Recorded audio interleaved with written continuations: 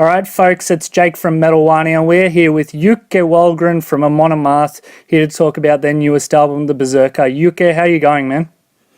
I'm fine, man. You just caught me in the middle of my drum practice here, so I'm sweaty. I'm fine.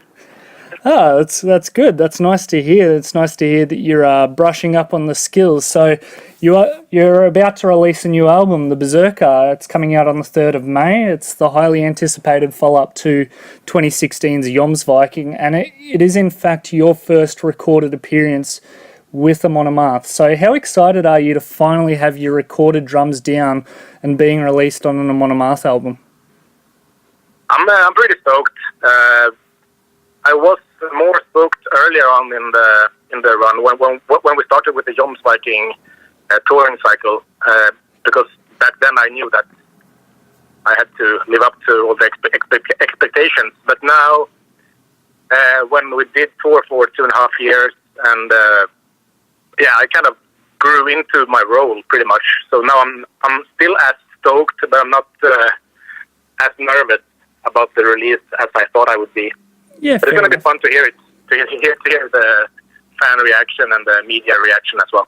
Yeah, it's going to be really good. And now, Berserkers themselves, I mean, they were a fierce statement in Norse mythology. I mean, you're talking about the most triumphant human warriors that were bestowed this title from Odin and the gods, and I guess it symbolized a champion of the Viking age. So Amon Amarth has often used names for their albums to describe an event or a trait in Viking culture that resonates strongly with them. What does the title Berserker mean to the band?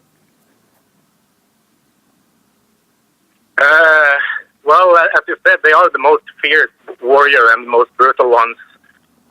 We wanted to do a brutal album, not in the fast, aggressive way, but in the heavy way, pretty much. Since the band is getting more and more into heavy metal than just quick and fast death metal. So we wanted to mirror the Berserker, they say the Berserker aura to the album. And that's pretty much what we did, I think. Yeah, and it's really interesting what you mentioned there about playing heavy metal rather than death metal, because that comes across through a lot of the songs on the album. So I do know that this is obviously your first record with the band, but it does seem that as a whole the band has tried some new techniques in shaping the sound for this album. I mean, there's some acoustic sections in there, there's a lot of guitar solo duels between Olavi and Johan, there's hints of classical new wave of British heavy metal bands like Iron Maiden and that in there. Was that change in sound something that was raised amongst the band when writing the record? We didn't really talk about it very much, about the change of going towards heavy metal. It just happened. The band is really, they say, like influenced by Iron Maiden and all those heavy metal bands, and we wanted to, I don't know, kind of not do a heavy metal record, but that's how it evolved pretty much. But it still has the same Amon Amarth feeling with the harmonies and the fast parts as well. So. Yeah, most definitely, and it does still feel like an Amon Amarth album. And while it's not a concept album, there are a lot of tracks on there that touch on, I guess, previous readings or teachings in Viking mythology. So we've spoken about Berserkers, but there's also a couple of tracks on there. So the Battle of Stamford Bridge, which is obviously talking about the last battle at the end of the Viking era, and even a song named Ironside, which is named after Bjorn Ironside, who was the son of Ragnar Lothbrok. So how does the band decide on what themes or items they want to incorporate in their songs? You mean lyrically? Yeah, I mean lyrically and musically. Musically, it just happens with the writing, I think. I'm not very involved with writing the riffs, so I don't know what the thought about, what do you say, like underlying thought to the riffs are. I can only see the whole song, you know. So, but the lyrics comes from Johan's big interest in Viking history and history in general. So that's probably a question you'd have to ask him. Yeah, no, fair enough. Now, I've heard for this album that it's been mentioned that the writing occurred with everyone separate from each other, where you were sort of bouncing your parts via email to each other rather than being in a single area and rehearsing and bouncing ideas off each other that way. So did that make creating your drum sections difficult, being that this was your first record with the band, or did you already have an idea of the direction that you wanted to perform your drumming once you were given the other parts?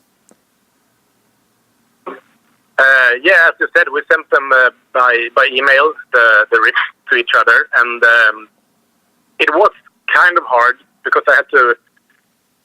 First, I took the guitar riff that I got, and then I took it to my studio, and then I played along with it, and then I recorded on my computer, and after that I just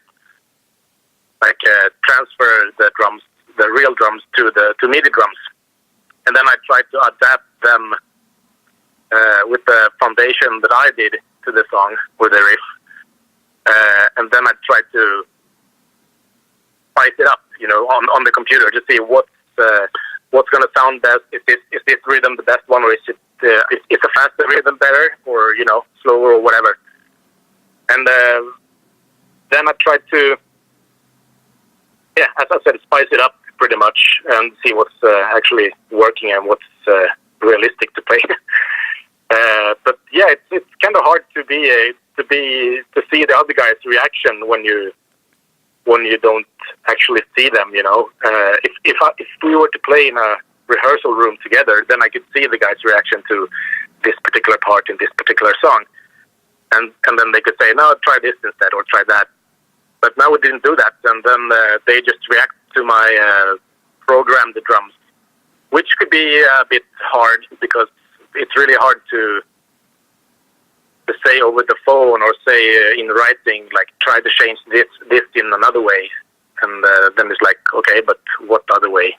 Yeah, fair enough. Yeah, I think it turned out fine because we did 2 pre-production recordings of this album. One in Stockholm and one at the Patton's studio up in north of Sweden. So we had a chance to actually play the songs together, of course. Otherwise, it would be really weird. And then by then I could see the people's reaction. But by then my muscle memory was quite set to this particular part, and then I knew that this is how I play, and then I had to start all over again pretty much if something was off or wrong. Yeah, no, fair enough. Now, this album, how much input were you able to provide in terms of the direction for the album? I mean, I know you've spoken just then about working on your drum parts, but was the band welcoming of any ideas you had about the musical direction for the Berserker? Yeah, they were very open about my input. So because they said from the beginning, we don't what do you say, like, let's say Olavi speaks to me and then he says, everyone is 1/5 of the band, so everyone has equally much to say. Even though you're the new guy, you still have your share of opinions, and that's very nice because that's also reflected to my input in the song. So I really can't play guitar, so I can't come with a lot of feedback and feedback I can tell, but I can't come with options or another riff or anything like that. But I can come with options and say this part doesn't fit here, or this one doesn't fit here, and maybe try to play a little bit more this, and here should be a solo or whatever. And they listen to that, and that's really nice. Yeah, no, that's very good to hear, and especially for someone that's walking into a band that had almost 2 decades worth of history behind them. So that's really good that the band is like that. Yeah. So far, you guys have released 2 film clips. You've released one for Raven's Flight and another one which I dropped last week, I believe, for Crack the Sky. These are connected and they seem to be telling a story. Are you able to give us some information on the story and possibly what the next song in the film clip saga will be? I'm not going to tell you what the next song is. But the story is pretty much In Raven's Flight, we do the load in and to a small underground club, and then there is this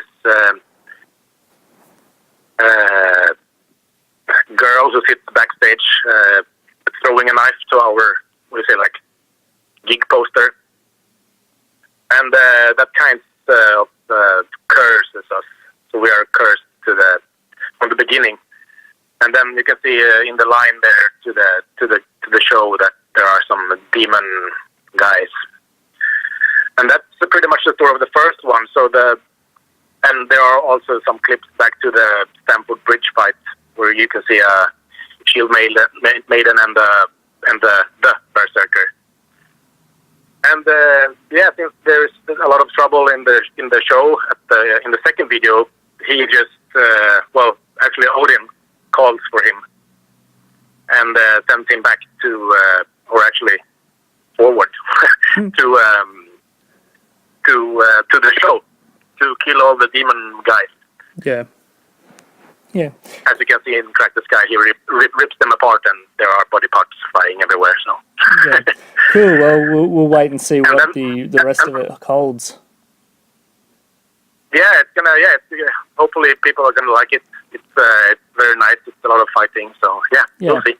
Now, you've been a part of the band for a few years now, and you obviously walked into 2 decades worth of massive hits. Now, that must have been a pretty difficult task. So if you were to pick one song, which would you say was the hardest song that you had to learn or perform live? Victorious March. Because I know how to play the song, I know what the song sounds like, but I can never learn that song. It's really hard every fucking time, but it works out. Yeah, cool. One last one for you, UK, before we sign off here. So you guys have recently announced a mammoth Swedish invasion tour of the United States in which you're being accompanied by Arch Enemy, At the Gates and Grand Magus. It's a great tour, and it's going to be great for the United States fans to see and get around. So are there any more tour dates for 2019 on the cards, or can you tell us where does the Viking longship set sail to next for Amon Amarth? First of all, we're going to do this U.S. tour. We're heading out to next Monday. We're heading out to the States to support Slayer with the Lamb of God and the Cannibal Corpse. So that's going on for 4 weeks, and then we fly straight to Europe and do the early festival season there. And then there is this headline tour in the U.S. as well with those bands you mentioned. And after that, I can't reveal too much, but we will play Europe pretty soon. Yeah, cool. I guess watch this space then. Yeah. Jocke, thank you so much for your time, and we look forward to getting the Berserker out into everyone's hands when it gets released next week. Yeah. Awesome. Thank you for having me.